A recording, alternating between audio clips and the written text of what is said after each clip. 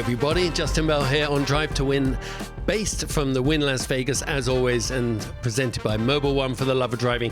Well, it was a crazy weekend in Monza, the 75th Formula One race there, which is why I brought in a really special guest, because we're going to turn the show upside down to normal, because I have Ruth Buscombe in the studio with me. Ruth, it's so... Sorry, I forgot the last. Ruth Buscombe Divvy. Divey. Close Divey. enough. 9 out of 10. Okay, 9 out of 10. You can tell I'm a driver. The details aren't that important. Well, welcome to the studio. We had you on the show not long ago, but so nice to have you here. Yes, so nice to be here. Thank you so much. And obviously, bang in the middle of fabulous, the Wynn Las Vegas. It's amazing. And a second home for you, Las Vegas. This is the sneaky part of what we learned last time we taught. Yeah. Because you came alive with Vegas. I mean, you know, you're not supposed to have favourites, but I do. And Vegas is my favourite. I love it. Well, obviously, we had this incredible race. You were not in Italy, but you were very closely watching it, like I was. You were accessing more information than maybe me, which is why you're here. So we thought we'd have such a fun show. The atmosphere in Italy, obviously, the tifosi, the fans, the food, the energy. It is an extraordinary race that everybody seems to want to go to, Ruth. It's the one on the calendar, but not you. You're quite happy to sit it out because you work with Ferrari long enough that you know that Monza's a grind too. Yeah, I mean, I did do it, I think, 12 times in a row. So, you know, Las Vegas called and I answered for this one, you know, one time only. You know, I mean, it's, as you say, the tifosi are really what make Monza so special. You know, just the fans, the atmosphere, and then obviously, you know, the food and the weather doesn't hurt either. No. How do you rate the fans? I mean, it's funny, they say you got Daytona 24 hours, you got Le Mans fans, you got Sebring 12-hour fans, Indy 500 fans, who the Nürburgring 24-hour lunatics that go there. The Dutch last weekend, they're another form of fan.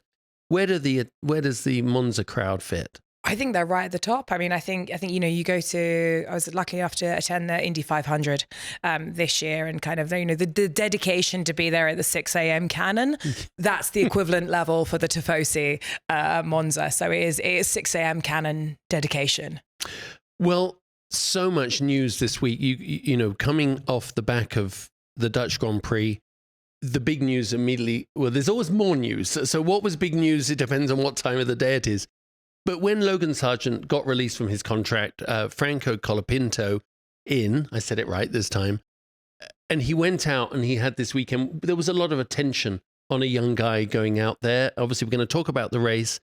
Just talk about the little pressure enormous amount of pressure in a short call-up window to go to race in Italy. Yeah, enormous amount of pressure, and, you know, really well done by him to kind of, you know, deliver, especially in a back-to-back weekend, because maybe most people don't know at home, but actually the cars stay in one piece. So as a team, between back-to-back events, you know, we don't have a weekend in the middle. It's almost kind of like the continuation of one event. So that makes it even harder to jump in effectively kind of on a Wednesday. You know, you don't even have the full kind of standard week preparation. So yeah, really well done by him. Obviously, these drivers train for it. You know, we had Ollie Behrman jump in last minute in the Saudi Arabian Grand Prix. So it does happen. Yeah, really, really well done from him. And obviously, you know, it's not a one-off. He's going to be there for the rest of the season. So, you know, you really do want to make the kind of the best first impression with your new colleague. So, you know, good first day in the office. It was. And we might as well close the story on him while we're doing it, because I think he did exactly the job he was supposed to. I've had team bosses come and whisper in my ear as I'm about to get in the car, this is not the week to F it up, Justin. You know what I mean? And he would have had a great deal of that, right? You're not coming in this car to show the world you're the best Formula One driver today, right? Please do a good job. Don't cause any damage and get some points. I mean... Yeah, exactly. I mean, especially we have this, you know, we have a cost cap now in Formula One, which means that, you know, teams have a certain amount of budget, and your team principals, your technical directors will decide, you know, a long time before you even kind of turn a wheel on the car, what amount of that budget you're going to kind of assign for damage, and what amount of that budget you're going to design for your original car, and what you're going to assign for upgrades. So these big wrecks that we have, actually can impact, your upgrade program. Potentially you've done all the work, you've got the upgrade ready to go, but then if you have to spend, 4 million on damage, replacements of parts, that could mean the difference between being able to bring an upgrade package or not. So, it's not even just kind of like the emotional connection of, oh, that's so annoying and, we've got a lot of extra work today. It really does all add to the competition element. And in that tight midfield, it's all to play for, especially where Williams are compared to kind of their closest competitors. It's one P8 and then suddenly they'll lose a position or, a couple of good race results and suddenly they make an entire championship position. So, it really is fine margins.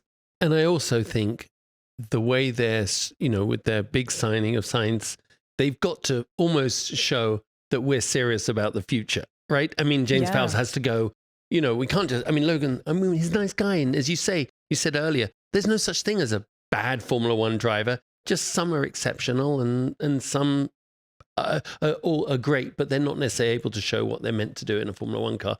And Williams have to go to the next level now. Yeah, exactly. There's no bad Formula One drivers. Every driver that is in Formula One has excelled, for their whole life. They've been the best of the best in absolutely every tier they've got to, really. And I think it's kind of a real compliment to the sport that we just have so many talented guys and girls waiting in the wings, feeding their way up. And so, it's a really great opportunity, especially for Williams, to kind of have an academy driver drive. So someone they've nurtured throughout the process. And I've said it before, I'll say it again, in JV, we trust. I am biased because he is a strategist and I'm a strategist. He comes from a strategy background, but he makes decisions based on data, numbers, and I think, he's got the kind of best interests of the long-term future of Williams kind of at his core. And that's, you would imagine that's what's kind of justifying kind of his decision process. Looking at the lineup for next year, it is phenomenal. And like I say, they really want to close out this year strong. They want to maximize everything they've done because, it's obviously it's huge. You've got to feel for Logan. But, it's a team and, we in teams, there's hundreds of us, sometimes thousands in some of the big teams. And it's about kind of as a collective doing the best you can do as a group, really. It's a team sport. And I think that's just goes to show just how much they're pushing, that they're willing to, change drivers to really maximize the end of the season. And then on the other side of the scale, with no shortage of fanfare, we had Kimi Antonelli come in, and the data side of things. How good, perspectively, was his first lap of practice? And he goes out. No, everyone else, the more senior guys could say, I wasn't pushing him. I was on my strategy. But that kid went out, right? The boy wonder that Mercedes had been touting the whole time, who then was subsequently acknowledged, which everyone's known forever as being the replacement next year for Lewis Hamilton. But he went from hero to zero in the space of 10 minutes. But it's not really zero, was it? It was he still got cuddle, didn't he? He got a cuddle. He got a Toto cuddle. A lot of people would kill for a Toto cuddle. Yeah. I think it's really difficult to judge just based on one time lap or one, kind of driver error. Yeah. It is kind of, Mercedes have access to a lot of data. We, as kind of let's say technical parties within F1 have access to more data, but not everything, they've been testing him. They'll know how good he is. They'll have been making, decisions again, primarily driven through numbers. Obviously there's also kind of, the emotional connection. There's if you have to believe in a driver and, it never really works one for one, I've been kind of part of the numbers side and I've been preparing driver analysis, looking at kind of junior drivers for a long time now. Yeah. And it doesn't always say absolutely everything. How a young kid, when they jump into a car, deals with the pressure, how they work with bigger groups of people, adapt from in smaller teams to suddenly working with lots and lots of different people, how they deal with kind of, just actually like a race start, how they deal with qualifying. There's so many other elements that go into, as you well know, what makes a race driver that's not just the results of what you see. I think all of us are just really excited to see exactly where he's going to stack up, next to George, that we now have lots of data on and we know exactly where George is next season. Well, it's going to be exciting, absolutely, for sure. But coming into this race, we're going to pretend that we're unfolding the race as we go. Okay. I want to know your thoughts going into the weekend as opposed to your thoughts as we came out of it. So obviously, Lando in this theoretical points race that he could do. And it's slightly aggravating to me that he theoretically can do it, but it's very unlikely. I'm like, well, stranger things has happened in life if you pull everything together. So that was one thing. Obviously, Max not in a great grid position, not doing so well. But Lando in 6 races, I have never got off the line and led the first lap. I'm thinking, well, just as a stage one, he needs to get that. What were your thoughts going, for him? How would his mentality have been? Because as a driver, we're so vulnerable, aren't we? It doesn't matter how good we are. You can win races. But one little niggling thing about your performance, such as getting off the line, what do you think about that? Well, I think, if you look at Lando, the guy made an entire merch line effectively from no wins Lando Norris to 1 win Lando Norris. Yeah. So I think, all it takes is one mega start, one good start, and then you put that in the past and you never have to deal with it. Yeah. And I think, if he's my driver, he's my friend, but if he was my driver, you just go, okay, well, today's the day that, you put that into a little block about the history of the past. You can say every single race is a new opportunity to prove that you can do it, to prove that you can get it right.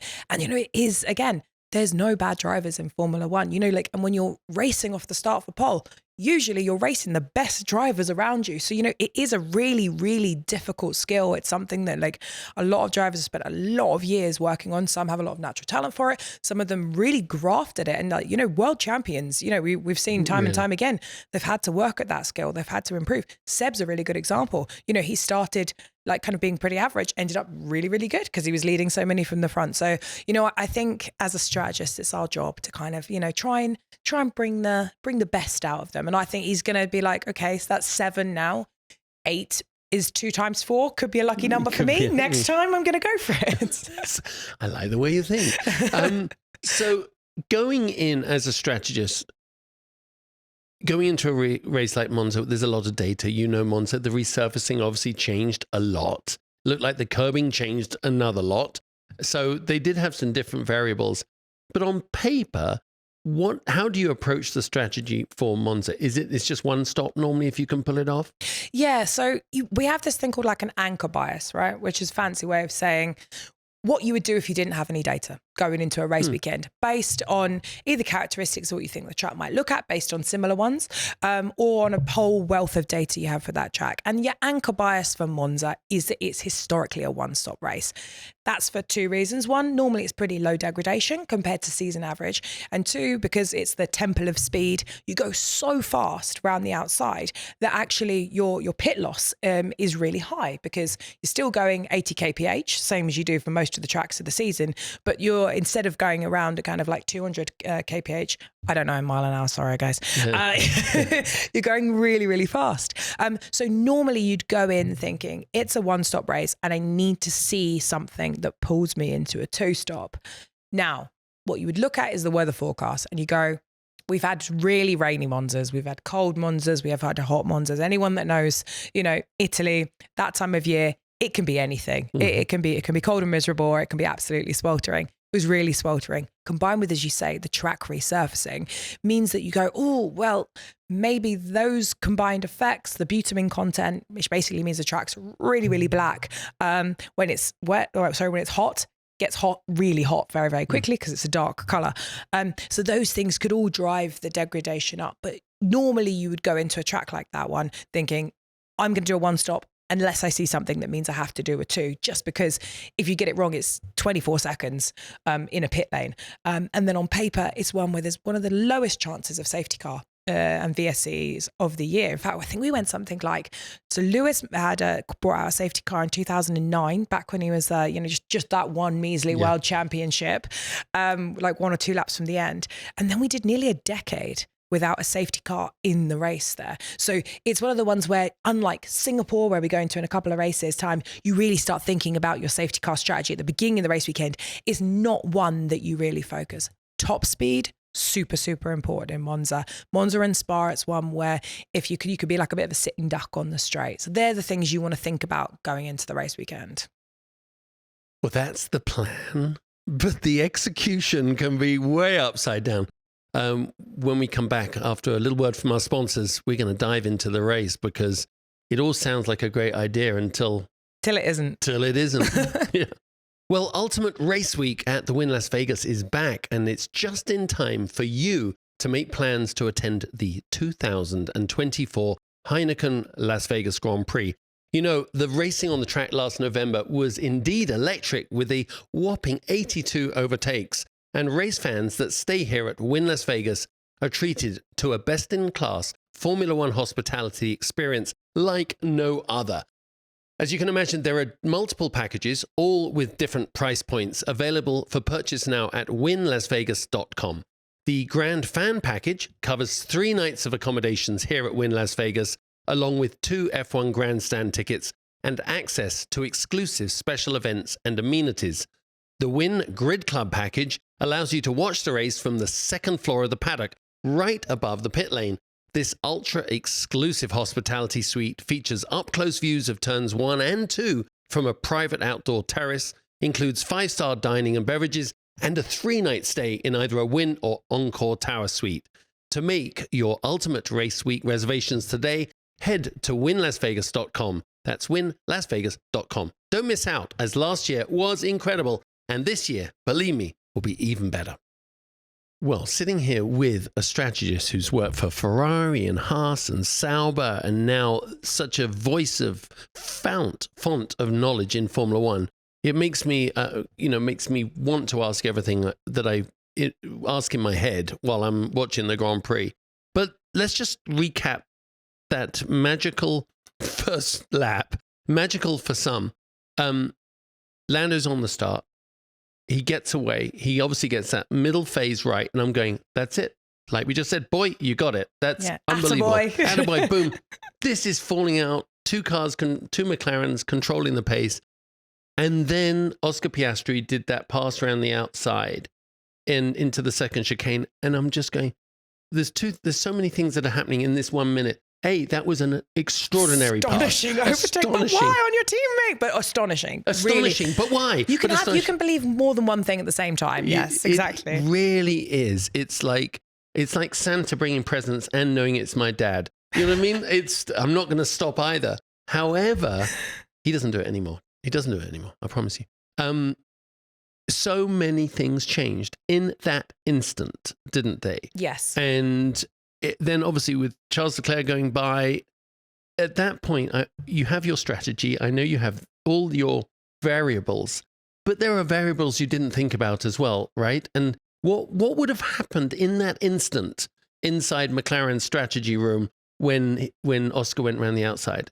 Well, I think we kind of found out what the Papaya rules afterwards. But, as a strategy team, when you're in that position, you have to decide what you want. Now, teams call it different things. Generally, they're known as kind of rules of engagement. And you'll have decided before the race start, how are we tackling this race start as a team?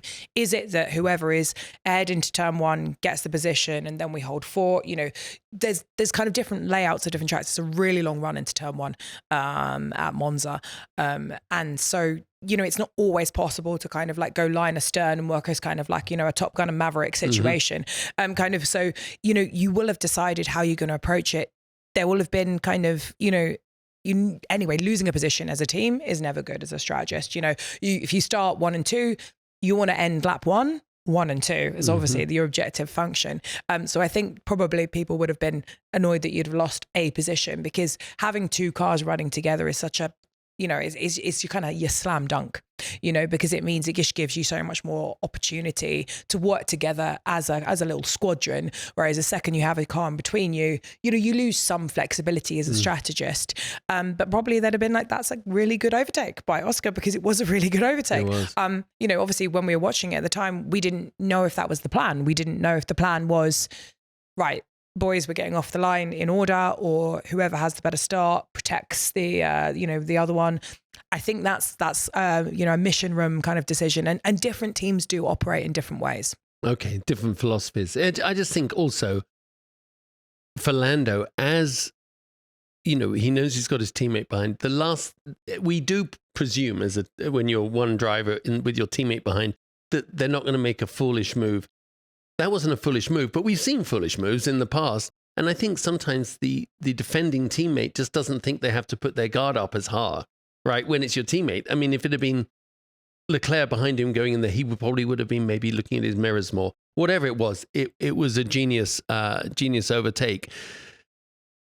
The repercussions of that were felt the whole way down through the race, though, from that moment. And I was just thinking to myself, I wonder if his radio communication after that was probably pretty colourful, or was it just like, holy cow, I need to get on with it? What do you think? I mean, yeah, as you say, it really depends on what the decisions you made as a team. You know, if you say, right, we're going to approach the start this way, and then, as you say, you do drive differently, or you should drive differently when it's your teammate than if it's kind of, you know, a championship competitor, or even not a championship competitor, just somebody you're racing. You know, you'll have different ways in which you kind of like theoretically should treat your teammate. And I think in the cool down room, Lando mentioned about the fact that, like, you know, was it 1 meter more, it would have been kind of like, or 20 centimeters more, it would have been, you know, a very different outcome. And he felt like for him, that was across the line. And again, you know, all of these ones is where there's a lot of adrenaline, you know, a lot of the time, you know, you have to feel for these drivers. Like, they've literally just got out the car. As a strategist, I've always said, never take anything personally that a driver says on the radio or straight when they get out of the car. Wait for them to cool down, wait for them to see what they're going to say to you in the kind of the room. So it is always difficult to really create a full conclusion based off of what you say.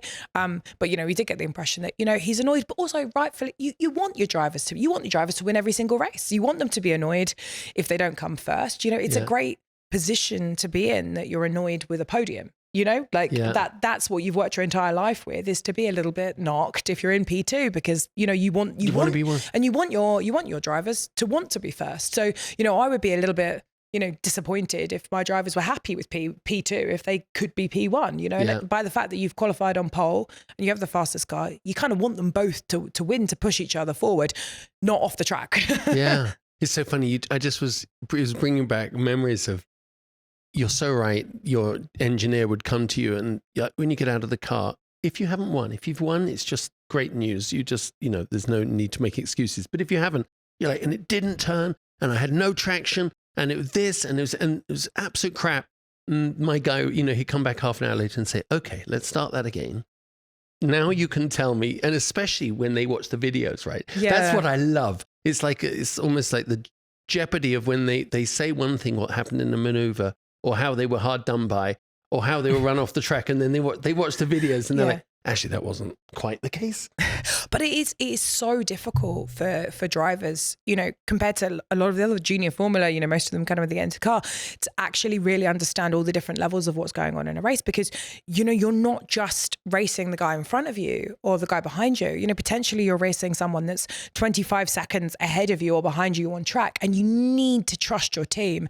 And it is kind of, you know, especially in these multi-stop races or multi-strategy races, you know, it's understandable that, you know, and they are also doing a job, you know, at the time. It's not like they're kind of sat there like twiddling their thumbs. They are like casually driving around at, you know, 200 miles an hour. So I think, you know, as a strategist and as an engineer, you have to give them the grace, and you have to be like, you know, you didn't mean it. Like, you know, pedal on Monday still on. So I mean, look at the way Max talks to his guy. I mean, they can be vile to each other. No, they're like an old married couple. Right? They love each other. They're like, I think it's the same way as you with your friends, you know, like if you kind of feel like you're on airs and graces with somebody, you know, that's usually somebody that you know at kind of one level. And actually, when you can be honest with somebody, and, you know, you only your best friend can tell you you're filling the dress out or your shirt a bit much. So I think I'll lay off the cheese of the buffet, and I'll no, but I do think that, you know, you kind of, it's great for the show. It's great to watch when drivers, you know, you get all of this, all of the kind of the radio messages.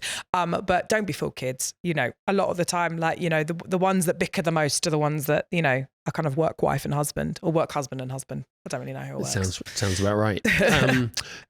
Obviously, in that same moment, right off that first lap, Ferrari are now in second. Their strategy would have just taken an uptick, right? So they've also just changed their philosophy on the race, knowing they knew they had a fast car, right? There's a confidence to that. You know the way they operate at home in Italy. They bring the kitchen sink to this one, don't they? Yeah. So to be fast there for them is, if there's every upgrade, anything they can do, any advantage, this is the Colosseum for them to go and do it. But boy, second place in finishing off the first lap must have helped their strategy come alive. Yeah, exactly. So, you know, you touched on the upgrade package there. lots of teams brought up a package. They brought kind of almost like a, you know, like a real kind of philosophy design change. There was lots of big differences between the low drag, so top speed wing they had in Spa and in Monza. So, you know, as you say, they brought a custom piece there. Charles was kind of, you know, a little bit downbeat earlier in the weekend, being like, we even brought an upgrade for this specific track and we're still not the fastest, and the gap to McLaren is so huge. So, you know, everyone would have been really happy after lap 1, but Monza is one that's typically driven by race pace. So it actually doesn't really matter where you are after lap 1, because you need to have a fast race car. And so they will then have spoken about that scenario. They'd have been like, if we have a good start, does that change our race plan? Do you have a bad start? Does that change your race plan? Actually, Monza, of all places, has less of an impact. It's not like somewhere like Monaco where actually your entire strategy is completely dominated by where you are. So the next thing they'd have been like, okay, cool. We've overtaken this car now. Can we hold it? We all watched Spa. We all saw that phenomenal start that Max made. Spectacular driving. And then, you know, you had kind of the McLaren pace completely dominating, really similar kind of track layout in terms of the sensitivities. Pace is really, really important. You saw Lando just overtake, you know, even before the braking spot. So I think that's what everyone would have been like, okay, this is great. Take a picture of the timing tower, get the content shots. Now can we hold this? And I think that was the real kind of good surprise for everybody back in Italy and all the Tifosi, was the fact that they could actually, you know, they weren't as fast as the McLaren, but they had something in the pocket to react. Yeah, but it was just hearing the noise. The commentators were saying it through their headsets.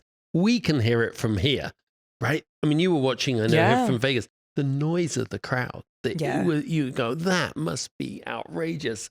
And I wonder if they can hear it in the helmets. I mean, so they can. So yeah, really? Especially on like towards the cool down laps. So there's a few a year that you can hear. Silverstone is a good example. Something like 300,000 people. And on the cool down laps, you can hear. But you can actually, when you're sat on the pit wall, you can hear where the car is around the track on the final lap. So it is kind of like a coliseum. Like, you know, the Tifosi, very, very loud. The Dutch, very, very loud. So you can always tell. You don't even need to look at the screen. You can see who's leading into turn 1. You can hear wherever he does it around the track. Talking about pace now, I know the difference as a driver, but from a strategy point of view, you can add is, so when Lando's now third and he drops back a bit. Now, I had people saying to me, oh, but you know, why wasn't he back up there and going right, attacking? I mean, there's such a difference in how your time management goes when you just back it off a fraction, right? And for him to regain the lead or try to get second, there was no advantage at that point. Yeah. So, you know, in every race, you know, you have the pit stop. So, you know, if you have car pace, you know, you can either undercut or overcut. You know, McLaren had the pace to do both across that race, regardless of how the strategy shake down. Like, you know, you have opportunities at the pit stop to pass, and you know, you will have metrics. So it does, you know, we'd all like to be everybody to be driving as fast as they can every single lap, but the reality is that's just not the way it is. And teams will have collected data from that race weekend. They'll have a whole library of data, and we'll make calculations based on how much energy per lap we can put in the tires, and then depending on various things, how hot it is, how fast the pack is going. It's a bit like kind of cycling, in that, you know, sometimes the pack saves, sometimes the pack goes for it. You'll set thresholds and you'll say, right, if we go over this certain amount of energy per lap, we expect that this is going to happen to the tires. So we're going to set a threshold that means we need to put this certain amount of millijoules of energy into a tire. And if we go above that, it's going to be another stop, or it's going to bring our pitting window earlier. So just as you say, for things like that, you'll go, well, we are now going to have to save. The other thing is that in Formula One cars, sitting behind a slightly slower car, which it was, you know, every car's a slower car when you're a McLaren at the moment. Yeah. It is tougher on tires. So there's a massive free air effect with our kind of current generation of Formula One cars, where if you are in free air, you naturally go, you know, sometimes it's to the order of like 3 or 4 tenths faster, just purely because, you know, instead of having kind of like dirty air from the chap in front, you've got this beautiful clean air. So yeah, I mean, I think the decision to kind of like bide your time, wait, it's a long race, that's not, you know, that's kind of fairly standard that you have to do in Formula One. There's a lot of patience, a lot of like Zen moments you need to do as a strategist. Because as you keep saying, having a fast car is obviously, if you have a fast car, you have probably more choices on what you can do. That must be a real shift then in the Red Bull garage, because their strategy for 4 years has been based off dominance. But now, I mean, Max was told on the radio, you can now go faster, which means obviously he was working to a lap time at that point. But his window for improvement wasn't that great, I guess. So, I mean, they would have been from 6th or 7th at the point in time, really having to grind, right? Their strategists were like, unless something crazy happens, we can't get a result here. They'd have known that early, do you think? Well, yeah, for me, the fact that they started on the hard tyre tells me that, because immediately, when you're running a reverse strategy, that usually means you're a fast car out of position. Like you saw the way that like in 2022, Max came from like P11 on that hard tire in Miami and came through for the win. So if you've got a really fast car, running a reverse strategy works. It also works if you're a little bit on the back foot. So by the fact that, you're not trying to do just like a standard medium hard strategy, it means they're trying to do something different, which usually means you're on the back foot for some reason. Either you've qualified out of position or you don't have the fastest car. So effectively, not to, use a Vegas analogy, but I will, if the house is going on red, you go on black because you go, I can't win in a straight fight. So that in and of itself, it also, to me as a strategist, tells me that they were probably trying to achieve a one stop, because typically the reverse strategy, like a hard medium, is not as great as a kind of a hard medium. So you probably think that going into the race, they were trying to make a hard medium one stop work, which on paper is easier than to do a medium hard. And they were kind of hoping that maybe the guys at the front, which is a very sensible thing to do, were likely to be doing potentially into a two stop. And then if they could just make a one stop work, that would give them the edge. So I like the fact that they started on the hard tire, because for me, it shows that, they adapted to the fact they didn't have the fastest car, and they're there. And I think that, the strategy group on average, because it's all it is averages. It's a bit like, any good sport is that, you're never 100% perfect. The Red Bull strategy group is a strong group of people. And I think they're having to adapt, but, they've adapted before. They won everything between 2010 and 2013. Yeah. They've already adapted once, and it looks like they're at least trying to adapt again. But it is sad when you go from having a faster car to a slower one, or great when it goes the other way around. Yeah, I'm sure. One of the things actually that I think Drive to Survive really did bring to the race fan was an understanding that everybody in the race is driving as hard as they can. Every mechanic is, no matter where they are on the grid, they're pushing as hard as they can. It's not about effort or intellect or passion. Everybody is there doing the most they can. And I think they brought that across well. It gave us an investment in people, not just at the top. But do you look down the field and also watch the strategy unfold for other teams? As you say, now you have access to all the data. You're not just in your silo with a team. Do you look and go, God, that Alpine strategy was great? Or, you must look and go, God, it's not going to get enough sun, but it was a brilliant strategy. Yeah, exactly. I think, as a good strategist looks at everybody.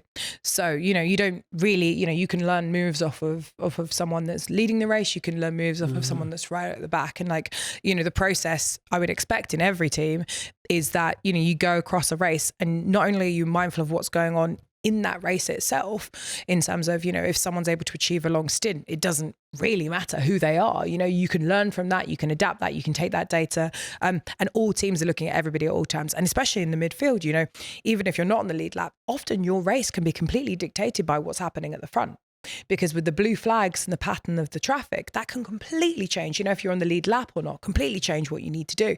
So you always need to be kind of like looking at everyone. I've obviously spent years kind of racing at the front, racing at the back. And I probably know as much about the drivers at the front as I do about the back, because, you need to know thy enemy, or even though they're nice guys, you're actually friends with them. But, if you kind of if you know what people are likely to do, how strategists behave, what tricks there are, you can apply them to your own race, and you can apply them to your own understanding. Mm-hmm. So there was a moment in the race where it was Red Bull in a pair, McLaren in a pair, and Ferrari in a pair.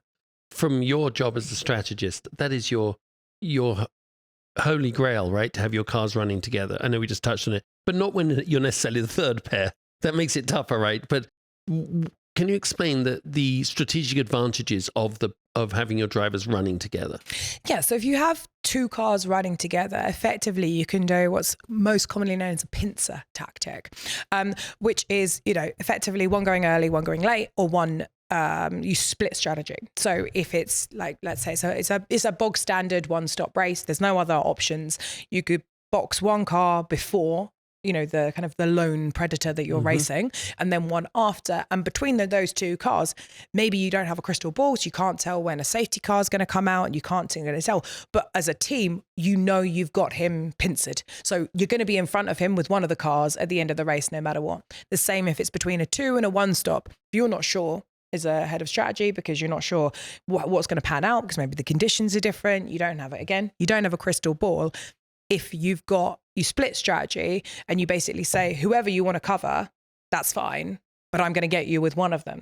So that's why having 2 guys running together, it gives you strategic options. Now, obviously, sometimes you might choose to just do the exact same thing with both cars, either because you can't think of there's not really any other kind of ways of playing it, or because, actually you're so fast, you can just afford to do kind of like the fastest one on paper. But as a strategist, it's quite nice to kind of like think about it as like a bit of a menu. So like sometimes it's like a set menu and there's only really kind of like 1 or 2 entrees you can pick. And other times actually by having kind of, you go out and then one of you can order one entree and the other one can order the entree and then no one ends up with food jealousy.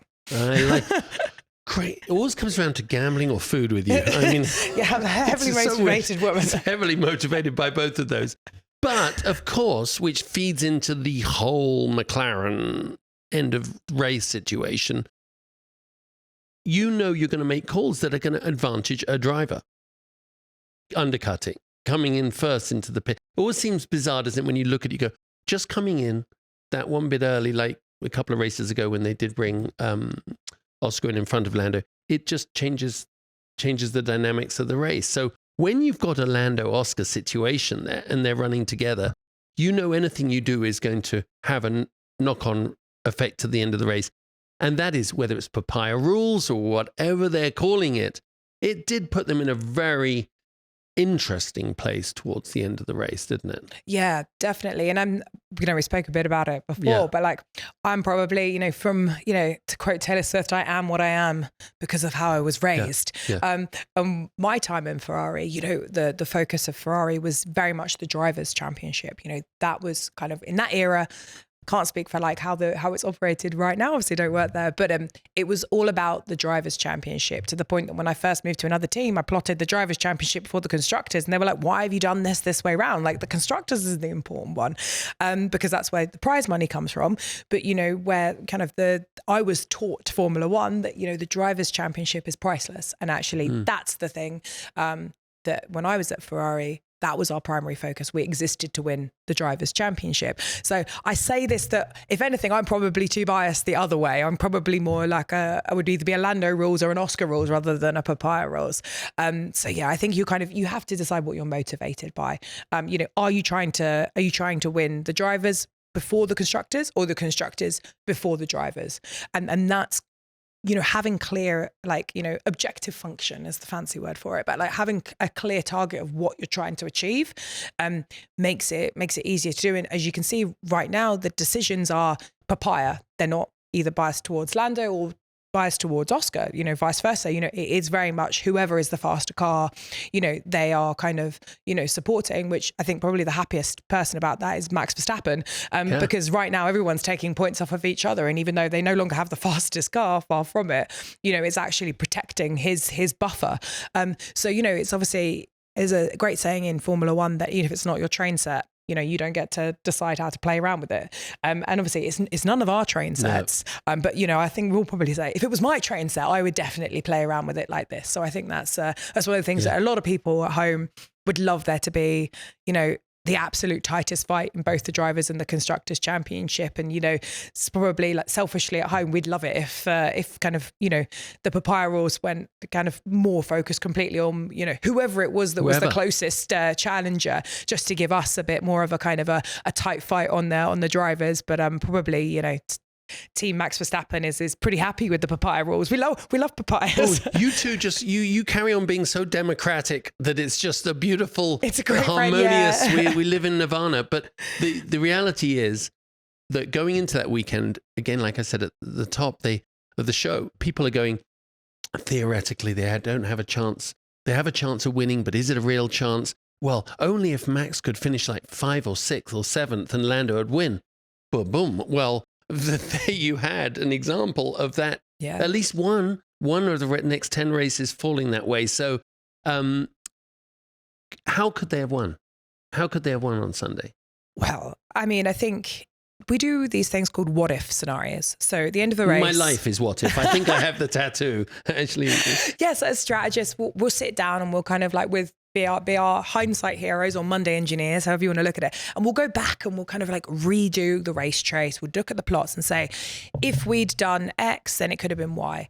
And, you know, it's not just McLaren. Every team will do this. And they'll go back and say, well, you know, obviously in hindsight, if we'd done the one stop, we would have won the race. You know, they were ahead, you know, when they boxed Oscar around lap 50, that's one kind of inflection decision point, you know, but there's other kind of like bits where if you go back and time heist it, you know, potentially if they'd kept together at the start of the race, you know, if they'd been like, actually, we're going to hold order, the guy for whoever it is in P2, kind of at the 4-second phase, which is normally where we talk about the launch. So obviously if one of you fluffs the actual start phase, that could switch around. Yep. But whoever's ahead at the launch, then their job is basically to be kind of the goose and to defend rather than to attack. But, you know, every team will be doing this. You know, even Ferrari, you know, that they're going to be sitting back, like Carlos is going to be looking at kind of, you know, his stints, how they could have optimized it. And honestly, even the race winner will sit down and they'll look through a race win and go, rather than kind of, you know, you don't learn much from champagne corks, but you probably do learn much from going, actually, you know, they got undercut by Lando. They're probably going to go and say, okay, cool. So we could have won by 5 seconds, you know, if we go back and push the stop out or bring the stop back forward. And every single person, you know, whether you've just won like an NBA final or an NFL final or whatever it is, you know, you're always going to try and do better than you can. And I think that's when you see the really, really good drivers, the really good teams, you know, it's not just a case of, oh, you know, cool, I got a win, job done. Yeah. They're going to go back and, you know, I think there'll be more than one engineering group at the end of the race will turn around and say, we could have won that. Yeah. And isn't that great? Like, isn't that phenomenal? We wouldn't have said that a year ago. Yeah, that's what you really want, is for people to be able to turn around and go, totally. Darn it, I could have won that race. You know, there's certain races that, you know, I've go back and, you know, I'm haunted by like German Grand Prix from 5 years ago where I wake up in the middle of the night, I'm like, oh, I could have got a podium. Yeah. So, you know, but that's what makes you good, is that you're kind of, you know, you're haunted by your errors because it's what makes you better. Yeah. I've always said the beautiful thing about racing and sport, but racing in a team where you have this big pyramid of people and you're just the little driver at the front end of it. When you come in and the front right corner's hanging off, it's pretty freaking obvious whose fault that was. You know, however I packaged my mistake, and there was sand and this and there was understeer, I hit the wall, I hit another car. And the blame immediately, it's accountability. As a driver, you go, I am now accountable for this. I'm sorry, this is what I did, and they'll ask why it happened. Formula One teams are so big now that under the rest of that pyramid, under the ice, you know, the iceberg under the water, I imagine that keeping the ability to pinpoint that accountability is very important. The reason I say that is all that strategy, everything happening, and then they bring Oscar in right near the end for what appeared to be like no reason to bring him in at that point, which totally was a golden ticket for Ferrari to go and take the win. But that was a sequence of events that would, and decisions. In the what if, they're going to definitely be talking about what the hell did we do that for? But how is accountability dealt with inside a team? Because, you know, in today's world, it's like everyone wins a trophy, no one's really at fault. But in racing, in sport, someone actually has to say, that was a pretty bad call. How would that work? Does that happen inside the team? You go, actually, guys, I blew it. That was my mistake. Yeah, I mean, I think it's the nature of sport, right? You know, that, you know, pressure is a privilege. If you do well, everybody thinks you're great. If you do badly, everybody hates you. Yeah, and that's the nature of it. And that's also why, you know, why it's such an addictive thing to be involved in, whether you're a driver, whether you're a race strategist. It is, you know, being able to deliver. You know, I can't speak for how other teams work. I know plenty of teams that I've had the opportunity of working in, is that actually, you know, if you kind of get the glory of being the head of race strategy, you are also responsible for when it goes wrong. And actually, you know, there's a lot to be said in sport of putting your hand up and saying, I'm really sorry, I messed that one up. And I always say, if you meet a strategist, a head of strategy that says they haven't made any mistakes, they're either a liar or they've done it for 3 weeks.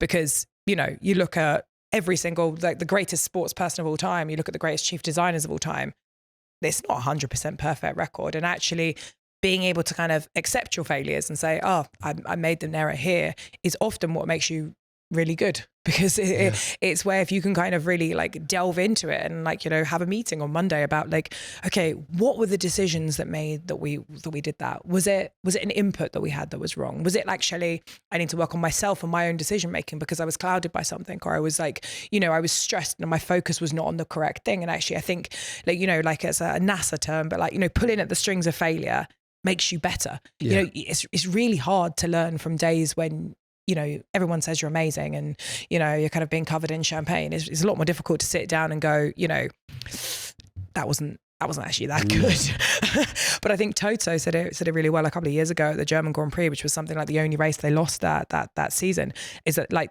the days that you do well are the days that your competitors should fear you, because they're the ones that you're going to learn the most from and you're going to get better. And I think that's kind of how you reframe strategy. You know, for me, I think like, you know, the two most powerful words is I'm sorry.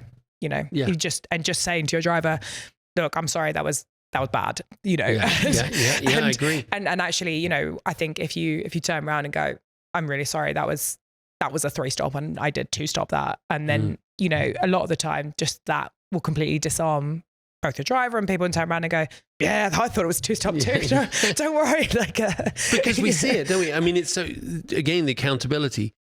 You have such a unique position when you're in the pit wall, or you're back in Woking or wherever, Maranello, wherever the other engineers are, you know, online watching. So much data, so much analysis. And we talked a bit earlier, just between ourselves, AI doing what it's doing.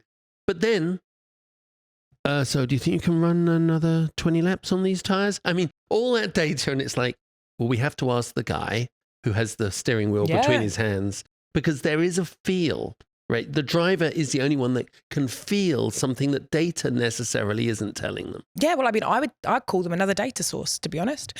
So it's in like, just like the same way that, you know, I'm going to get a temperature of a tire, I'm going to get a degradation from lap time, or I'm going to get an input from, you know, my kind of like my guys that are working in one department. Your strategist is effectively another department. It's just a department of one guy or girl. And you know, it is really important to ask their input.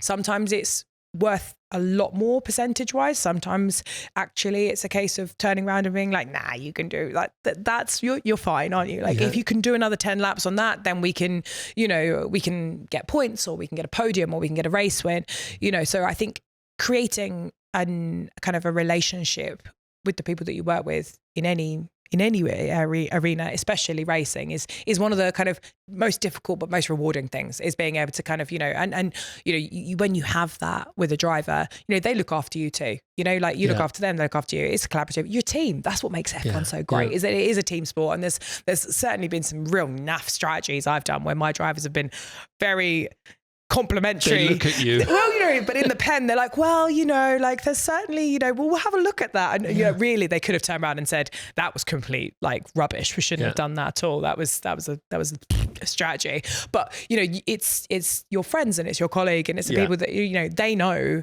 that you were up till 3 a.m. last night working at it. They know across the season, you've made them look good. You've worked together. So like, what's the point in like panning them and basically like, you know, undermine it? Like, well, it is everyone what it gets is. credit, right? The drivers get credit. Exactly. It's like if you're Max and you come off, they don't even raise an eyebrow if he damages a car. Well, because why would you? Why would you? But when you were Logan, the you know, you have no credit. So, before we sort of conclude on the race, I was just thinking, you know, you've got to know so many of the drivers and you've worked with so many of the drivers.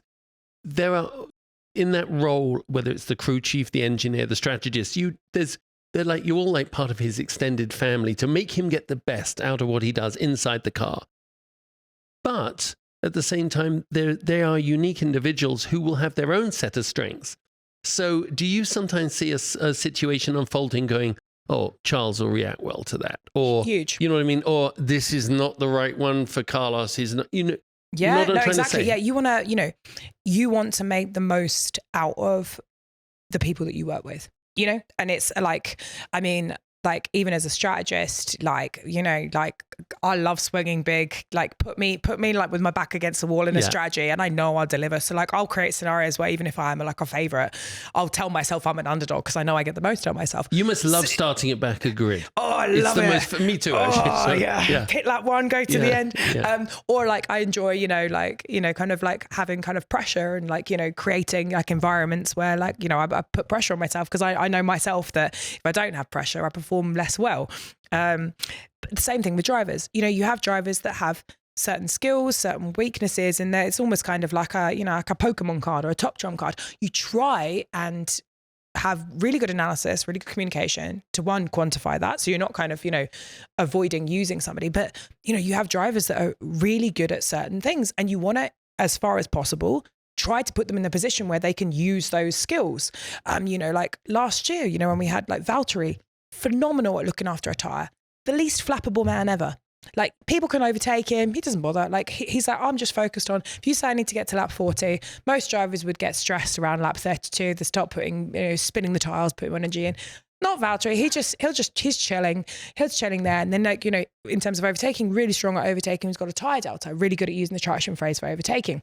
Joe, for example, he's an absolute animal the first 5 laps of the race. Give him a soft tyre and he'll be like there and he'll be able to make a significant amount of positions right at the very start of the race, really strong at picking off drivers. And it's like, that's just one example of like, if, you know, there's certain times where actually your grid position or, you know, where you are running dominates it. But like if they were starting next to each other, naturally you'd put Valtteri on the reverse and Joe on the kind of the standard strategy, because that's the way we maximize the things they're good at. Albon, for example, really, really good at tire wear. Like as a strategist working, you know, opposite him, I've got to make sure that I give him a different tire model to someone else. Because if I assume he can do the same stint length as me, he's going to undercut me or he's going to overcut me. You know, understanding where people like Max, for example, I pretty much would imagine every single strategist in the pit lane uses a different overtaking difficulty for Max interactions than anyone else because he's a phenomenal overtaker. Yeah. And there's things like that where it comes of, you know, if you can model an effect, whether it's trying to kind of create a picture of the race or maximize your own drivers, or, you know, if there's things that your drivers aren't, you know, particularly confident at, or they're not as strong as the person they're racing against, you try to, as far as possible, you know, avoid putting them in those positions because you just want to try and make the most out of, you know, what you've got basically. So I think it's a huge part of it. And that's where, like, you know, really understanding the people that you're working with and racing against, you know, is really important. Like, you know, I'm only friends with George Russell because I raced against him for 3 years and I spent a weird number of nights dreaming about him before the races. Kind of wake up at like 3 a.m. in the morning and be like, oh no, he's going to do this and he's going to do that. And like and then it was kind of chatting to him and he's like, God, I have all these nightmares about, like, you know, I had just finally about to score a point and then you plonk a car in front of me and you actually become friends with people because you're kind of like consistently racing against them. And he was phenomenal at kind of like putting that Williams car that he was racing at the time in qualifying positions that like he had absolutely no right putting it in. Like his 1 lap pace was absolutely stunning. So like I'd have to come up with all these kind of like, you know, crockbox schemes to be able to try and like block the car by kind of doing all this kind of thing. So you really want to make the most of it. But I think that's what makes it really cool. You know, we try and treat everybody the same. We're not all the same, are we? No, totally not. And I mean, as we said, who would have thought that you'd have had 3 to 4 teams actually competing to win a race? And then we have this championship goal somewhere down the road. But, you know, anyway, when we come back, we're going to have a couple of viewers' questions, and then I want to talk about Adrian Newey and the next race. Hey race fans, Justin Bell here. So what is it about a race that's so exciting? The breakneck speeds, the constant pressure, the ever-present threat of danger, or is it simply the driving? Just think about it. There's no phones, no laptops, no screens, just the world's greatest drivers, cars, and the ultimate freedom. Yep, for me, it's all of the above. Mobile One for the love of driving. Visit loveofdriving.us/drive to win to learn all about it. Well, Ruth, I mean, amazing to think that Grand Prix is just coming, second race back after the break, coming into this final stretch of races, which goes over 4 months. So it doesn't sound like that short. So much is going to unfold, which we'll get to in a minute. But that 10,000-pound gorilla that's been bouncing around the pit lane has been, where does Adrian Newey go? Now, I know this is a personal one for you because he is, to you, the ultimate. This morning's news was that as everyone probably thought for a while, Aston looks like it will be the home. I mean, that's a stroke of genius by Lawrence Stroll and bring in the whole infrastructure, the engineers they're hiring? I mean, he's got a lot of work to do there, but what would be his motivation? What do you think about that?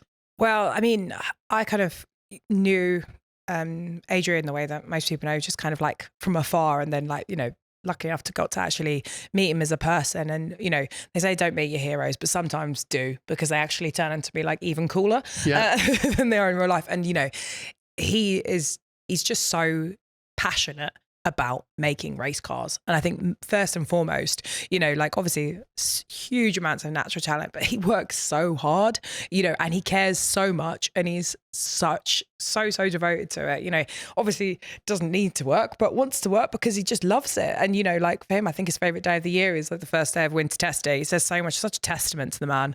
Obviously it's not one person that makes a team. But, I think any team that has Adrian's skill, ethos, just personality, because he's a great human being in it, is going to do well. So yeah, if in Buscombe Divey GP, I'd have him in my. He's in charge of my car. I like that. I will say, she's not going to say this, but over breakfast she raised an eyebrow, and it is no lack of coincidence that the Red Bull is not the same car it is since he left the factory and cleared up his little desk. So, I mean, that's pretty obvious to everyone. And I know you can't really talk too much about that, but it just shows that one man can have a big difference in our sport. Yeah, one man or woman, of course. Or women, of course, yeah. Well, they're all missing you. Will you ever go back? Oh, never say never. Yeah. Never say never. But I'm having a great time doing what I'm doing right now. Yeah, I'm sure you are. Yeah, I mean, also, but you've seen inside Pandora's box. You've seen inside. It's difficult to go back. Difficult to go back. Well, I said yesterday on social media just a couple of questions, and actually had about 30 of them come back. So funny. So I think it's an important one. Because we only have a few minutes, but your career path out of uni into Formula One. This was asked by a young lady. What was that? So I went from wanting to be a princess to wanting to be a Formula One engineer when I was about 8. So be a weird kid would be number one. So I was really focused on math, because you don't do the S here, you do the math and STEM subjects at school. I applied to, grew up in Europe, so I applied to Cambridge University, because that's where a bunch of the technical directors went. I'm really kind of getting involved. So you have Formula Student to give you kind of like practical skills, but yeah, good grades, and just don't be worried about the word no. If you've been told that you have to have 99 no's before you get a yes, you'd be happy every time you get a no. And there's not one person that works in Formula One now. There's not one driver. Max Verstappen had a whole load of no's before the team signed him. And look at how good he is. So literally the same for absolutely every single person in Formula One. Everyone's had no's until they got a yes. So my recommendation would be do a lot of maths or STEM subjects, and then get as involved as possible, and then just apply for things. And if someone says no, just on to the next one. It's like dating, just with the higher stakes. What skills do you need to be a strategist? Strategy. So touched on it. So maths. So there is, there's a technical element. I think there's communication skills, because, it's a bit like if you have a great product, but you can't sell it. A strategy is like a salesman job. Basically, you've got to come up with a good product, but then you actually got to sell it, because if no one believes in it, it's not happening.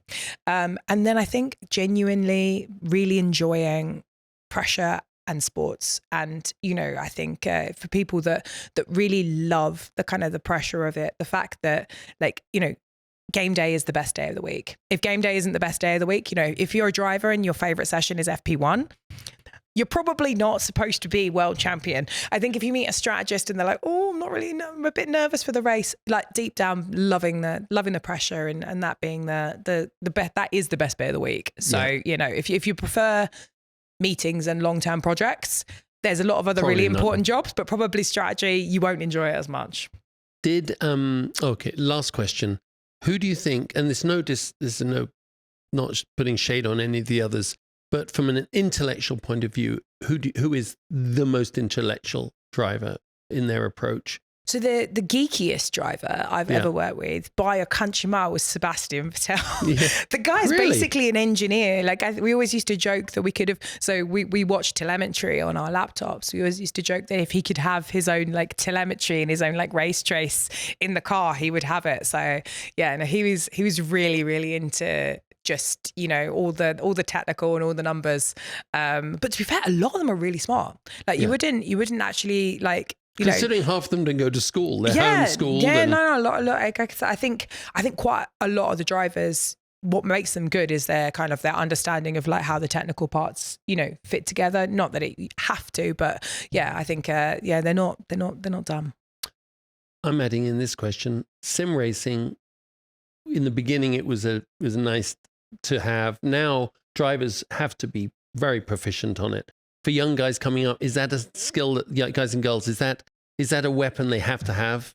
Sim ability on a sim? So I don't think. I mean, being able to be part of a simulator program is really different, kind of like sim racing. So being able to go in, do the homework. I started life as a simulator engineer, so I was writing the models for the simulator, and that is a core tool. It's a bit like being able to read telemetry. You just have to do it because we don't we don't have the kind of the resources, and it's just not sustainable to go and build something to run it on a test track. So a lot of the way that we test items, develop items, correlate, practice is in the sim racing. I have been completely won over on. So I was born skeptic, and then friend of mine does quite a lot of sim racing, and people often judge him for sim racing, but actually I think it's pretty cool. So one of our young drivers was not particularly great at starts when he first started. We sent him off for a couple of days of work, like practicing sim racing. Actually, you learned something from it. So I think there's a lot worse hobbies a driver could do than sim racing. And I find it so exciting when you see the overtakes in like the sim world actually go in real life. So I think Oscar's move was a sim move, almost around the outside. You're like, that can't happen. Great move in Blanchiment in Spa that Max did in 2015. That was on chap called Felipe Nasr. That was actually a sim racing move that no one had done in real life before. So I think it's got its place. I don't think you have to do it, but I certainly think there's worse extracurricular activities that drivers could be doing in their evenings. Exactly. In Las Vegas, no less. So the next race, you will be in the next race, Azerbaijan? I'll be in Singapore. Singapore. Yes, and then all of them from Singapore. But the next race is Azerbaijan. Yes, Baku. Okay, Baku. Isn't it crazy? A year ago, you'd have said, I wouldn't have even asked the question, who's going to win? It would have been pretty obvious. There's no way to predict going in there how this is going to unfold. Well, the great thing about Baku is even in years when you could predict the winner, you couldn't predict the winner of Baku because Baku is normally a very entertaining race for everybody except the people that actually have to do it, because there's such a high chance of safety cars, that's a high chance of red flags. The track itself is super interesting because half the track is a bit like a baby Monza. So, you have this super long straight. So you want to run, like a low downforce setup if you were just doing kind of like the sector 1, sector 3 part of the track, because it's all about the straights. But then you have sector 2 that's actually through a castle, which is almost like a Monaco. So it's an absolutely kind of like unique one where the setup is a balancing act between having a car that's not too draggy on the straights, but then you need to have enough downforce. Usually means the cars end up running slightly less downforce than they probably, ideally would for sector 2, which means they're all kind of tiptoeing around. Lots of incidents, lots of safety cars. Qualifying itself, you're trying to balance getting a tow like you would do in Spa and Monza, but you've got the risk of kind of, things like, yellow flags, DRS disabled, accidents, shunts. It's one where you kind of like, I don't know where you get up and make a cup of tea, but don't do it in the sessions because anything can happen at any time. We've had, a couple of years ago, we had this phenomenal red flag with 2 laps to go, where the entire race changed again. And, like Lewis had the car in the wrong brake bias thing and lost the race. So it is definitely not one for the faint of heart, and not one, don't book anything straight after the race because there's usually a red flag that means it gets delayed. Your flight will not be right after. Yeah, never book a flight straight away. I mean, thinking that last year's top 3 was Perez, Max and Leclerc. I mean, that was interesting, wasn't it? It was an interesting podium. I don't think so the first year at Baku was very, very calm, which is often a thing with these kind of like street races. So the first year, everything was really calm. And then after that, it's just been like a ride a minute. So I would expect it to carry on the same. We're going to have that. We obviously are in Las Vegas. The Las Vegas race, as you have unashamedly said, is one of your favorite and coming here. I think this will be, last year will be tough to top, but this year coming here, there's no unknowns for the team, right? Last year, everyone came in. I mean, like we joked at breakfast, they didn't know it was going to be cold. I mean, it wasn't as cold as they thought it was. They clearly should have been to Vegas. They have not been here as much as you have. But it was, I think, there was a freshness to the approach to the race. And everyone walked away on that Saturday night late going, oh my God, that was such a great race. But not just the racing, the hospitality, the win here with the epicenter of it. It is an amazing festival, but I think this year's going to double down, don't you? Yeah, and I'll tell you why. It's because the second year of a race is often one of the most strategically and excitingly interesting one, because when you go to a race, it's a new race. No one has any data. As you say, it's all based on simulation. It's all based on guesswork. When you go for the second year, you have one data point from the previous year. And then you have what you actually see during that race weekend. And time again, you get teams that take different splits. So you may have teams that go, actually, forget what we saw in FP2. FP2 was a bit rubbish. We're going to base it all on last year. And then you have other teams that go, no, we're going to base everything on the information we got this weekend. And you often get massively split approaches between teams when it comes to setup, when it comes to strategy, when it comes to approach, which usually for the people working in the team makes a massive headache, but for us watching at home gives us an absolutely phenomenal qualifying and race. So I'm very, very excited. I've said I think it's going to be spectacular, and especially with the way the championships potentially are heating up. I think it's definitely going to be one that you just can't miss. I'm excited. Well, we'll be joining you again in a couple of weeks until the next race. Thank you so much for coming. Ruth, it's been great. I mean, having a real life human being, you're not down a Zoom, you're not... I can go onto a computer if it'll make you feel more comfortable. It's like a little bit, I'm used to the virtual interactions now. Who are you? No, but thank you so much. It was real insight, and I hope you enjoyed it. Yeah, thank you very much. And I see you in Las Vegas in November. A big thanks to Ruth, and obviously to the Wynn Las Vegas for having us here, as always, in this beautiful studio, right on the edge of the casino. People banging on the windows actually a minute ago to wave. And to Mobile One for the love of driving. We'll be back in a couple of weeks. Stay safe and drive fast and enjoy the Formula One. Take care.